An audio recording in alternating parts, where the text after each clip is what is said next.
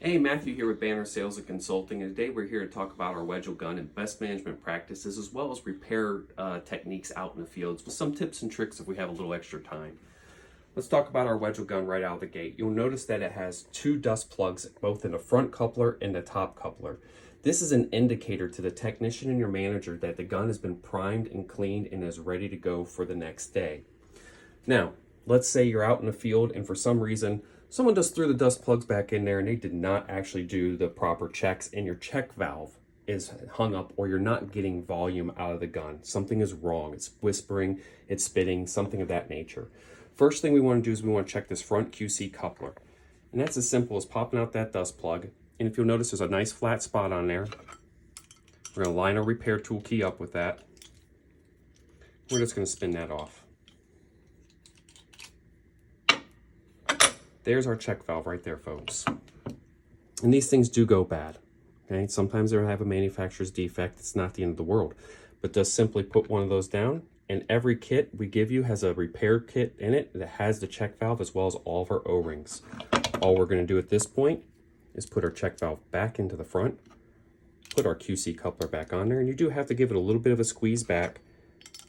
Put your key on, and this is just to get it started. Once you've got it started, it threads right on. And all we're going to do is we're going to tighten this up to about a pound and a half of torque. It doesn't take much. And the reason for this is stainless steel, plastic, stainless steel. The plastic is going to fail and compress very, very quickly.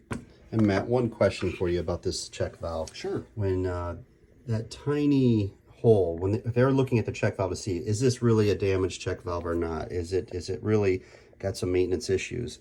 Kind of hard to catch this in the video, but usually you'll test that little ball that's sitting in there to make sure it's not sitting too low. It's got to spring back up and seat to the top of the metal. Is that right? That's correct. And a quick way to check that is with this nice little paper clip. This is one of my tips and tricks out in the field. For some reason, you may not have an extra check valve. You burned through them, you forgot to buy a new one. All you got to do is poke that ball. It should be spring loaded and bounce back. Sometimes it's just a little gunk gets clogged up in there, and that check valve is now up and running again. It's just that simple. Nothing much to it. So one of my favorite little tools that I keep in my repair kit is a paper clip. Just a little gimme idea there for everybody. So now I put a new check valve in the front and I'm still not quite getting prime. What I want to do then is I want to check my top QC coupler. I'm going to pull a dust plug out of that. And I want to check the inside there to make sure I don't have any gunk, nothing's hung up in there, because dirt and debris does get in there because people forget to put the dust plug back in. Now, if for some strange reason you're still not getting prime, you're still not getting a proper flow, what we want to do is we want to loosen up this nut at the base. You would change out that top coupler completely by itself before you go to the base. Absolutely, and that spins right off as well. Right. And I recommend that we always carry in your kit a couple extra, a front QC coupler and a front top coupler, because they do go bad occasionally. These balls will get hung up or something of that nature. Right. But when you do get these, you'll see that it comes with an O-ring automatically on it. So there's really not too much to it. All you gotta do is just thread that bad boy back on there. And in this case, what I want you to do is opposite of what you would do for your front QC coupler. I want you to actually torque this sucker down because it has an O-ring. We want it to seal. 95% of the time, it's these two checks, the front nose first and then the top coupler. That's where most of the issues are. But what if it's not? What if there's something else that the gun's been operating for a long time? What do you do next? Absolutely. And this is part of what we always recommend as an annual maintenance is beginning of the year is to kind of replace this O-ring that I've got in my hand right now. This is for your internal piston, and I'm going to show you that in just a second, and a quick fix for that. And this will be one of the only other things, other than the spring of the main body, that could possibly go wrong for your gun. Once you've threaded off the barrel, you're just going to pop that bad boy off. I'm going to squeeze this up for visual purposes. Put that down where you can see it, and there's that O-ring. If that O-ring has a wig, a wobble, a chip, a nick, it's going to lose the proper prime. It's as simple as grabbing a pair of needle nose pliers, grabbing that O-ring, popping it off, and then rolling your new O-ring back on. Once that new O-ring's on there, I do recommend a little bit of the petroleum jelly here. And we want to do the unscented, 100% pure. Don't use Vaseline or anything like that. Use the good stuff there. And all we're going to do is just put a little bit right on the O-ring. That's it. Nothing much to it. From there, keep the handle squeezed back. Put your barrel back on. And we're just going to thread this bad boy back down there. Now, one of the things that I didn't mention earlier is when you loosen up this nut, only loosen it up a thread. You want to leave that at its initial marker because that's got your calibration already set for you.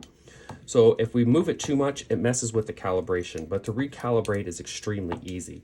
All we're going to do is thread this barrel back down, and I'm not going to tighten up the nut right away because I want to make sure that I'm at the right volume.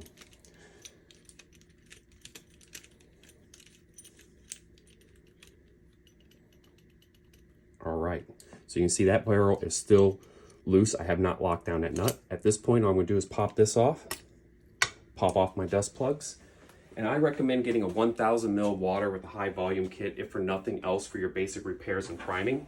From there, all we're going to do is hook up our water to our gun. And again, it's going to be loose, it doesn't matter.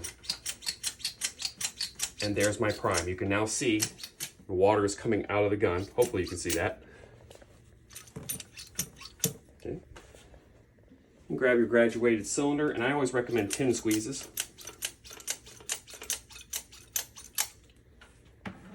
And from here, I can come right down here, and I'm right at almost a 10 mil line. Gun is pretty much calibrated. It's ready to go. We got our calibration correct. Now all we do is we lock in a nut. We'll squeeze this forward in the front, and we're just going to lock that. Now notice where my thumb is. This is to keep the barrel from moving on us because we got it calibrated. And voila. It is now primed, cleaned, and ready to go. And back to best management practices, what do? We put our dust caps in. The gun is primed, the gun is clean, the gun is ready to go. It's very simple to get this thing up and running and rocking and rolling. I do have an advice for some of the guys who have the older guns. Some of these older model guns are ABC models. They're out there for 20, 25 years. They're getting worked. And what happens is sometimes these piston rods will unthread a little bit and you'll lose this lock nut right here. The quick fix to that is loosen these up at the beginning of the season. Put 1 drop of red Loctite on there, boom, you will never have those things come out on you ever again. This is really for the guns that have been, 20, 30, 40,000 squeezes on them that are just out there being readily used. Now, we do have this really cool neck protector here. This is one of our new devices we have, and that's to protect these bottles. And what you'll see is on these bottles, they have this thin spot on here. And what we want to do is we make sure that never breaks. So in order to do that, all we're going to do is back this top coupler off. And you can remember I did wrench that down because we have our O-ring there, right?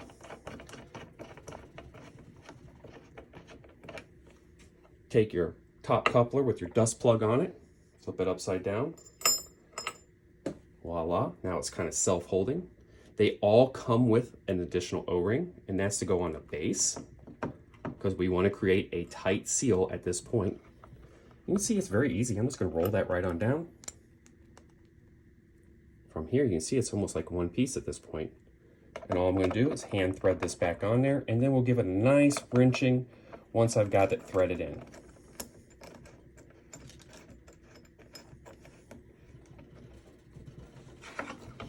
The trick to this is to kind of have your square edges lined up with the flat edges.